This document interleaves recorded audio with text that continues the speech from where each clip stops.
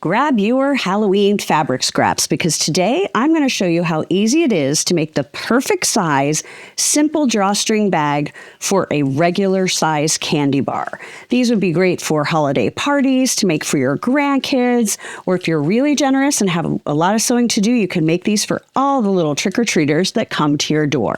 You're going to need 2 pieces of fabric. They can be directional or non-directional. If it's directional, just make sure you have them going in the same direction and do your drawstring at the top so you don't have upside down bags when you're done.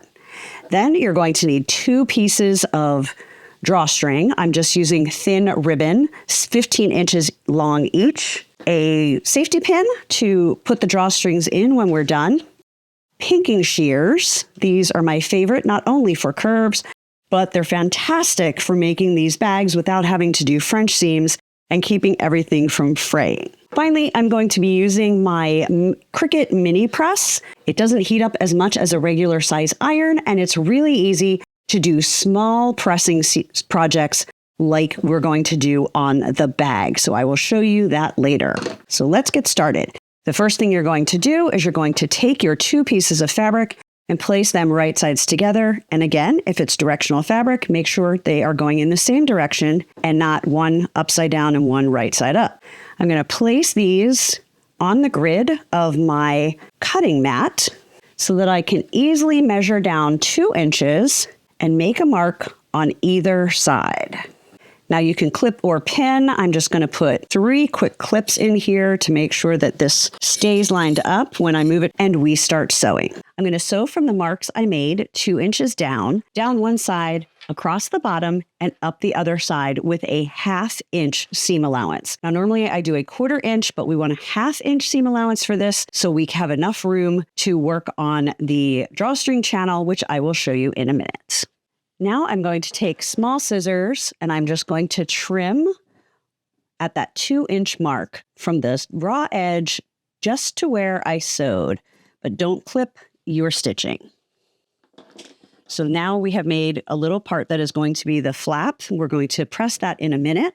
But first, we are going to take the pinking shears and trim close to these stitch lines. This is going to prevent the bag from fraying so that you can use it year after year, or the recipients can use it as a cute little Halloween storage bag, reuse it as a gift bag, etc. These are so fast to whip up with your scraps, you might as well just make a bunch at once. So we have pinking sheared along the stitch lines, and we have these little tabs. Now let me grab my ironing board.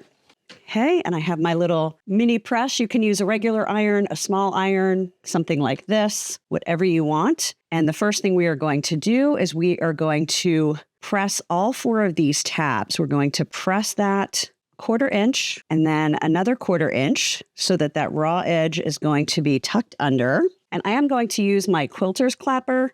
This is just a wonderful piece of unfinished wood, really easy to hold.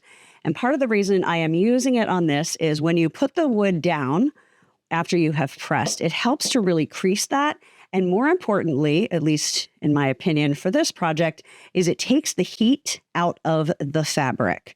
So then I don't end up burning my fingers as I'm doing these double folds. So we've done that side. Now I'm just going to turn it over and do the same thing for these 2 tabs. And you could make it simpler by folding and folding and just pressing once. That will make this process even faster. And once you make one of these, they're so simple, you can probably whip up a bag in less than 5 minutes. Okay, so all 4 of those are pressed. Now we are going to take it to the sewing machine and we're just going to stitch all 4 of these, and then we will make our drawstring channel. So when you're sewing these channels, you want to make sure you're not sewing both of them. So you're just going to fold one down and then make sure you're about 1/8 of an inch from that edge to make sure you are actually sewing that closed. And then make sure you stop and double back before you get to this folded down section. You do not want to sew all the way to this next side. Our next step is to press this top section into the drawstring channel. So what we're going to do is we're going to fold down about 1/4 inch and press. And then you're going to fold that down again and have that folded edge just over where this line is. So where your 2-inch mark was and where your pinking shear part starts. So you're going to fold that down so you have about a 1/2 inch channel. I'm going to do the same thing on the other side. Now we're going to take this back to the sewing machine. We're going to sew across here on each side. Just like when we sewed the edges, we want to make sure we're not catching the opposite side of this drawstring.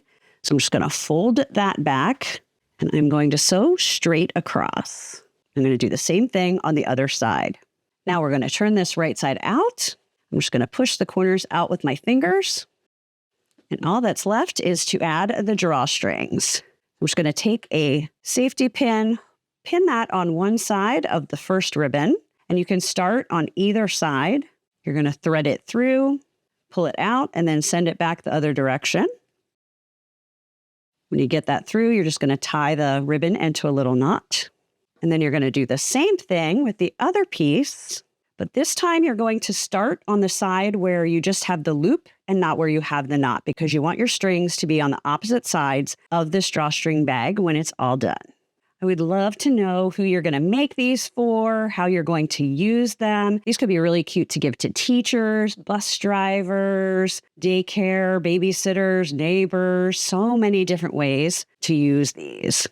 So now all you need is your candy. Put that in there, pull the drawstring, and it is ready to go.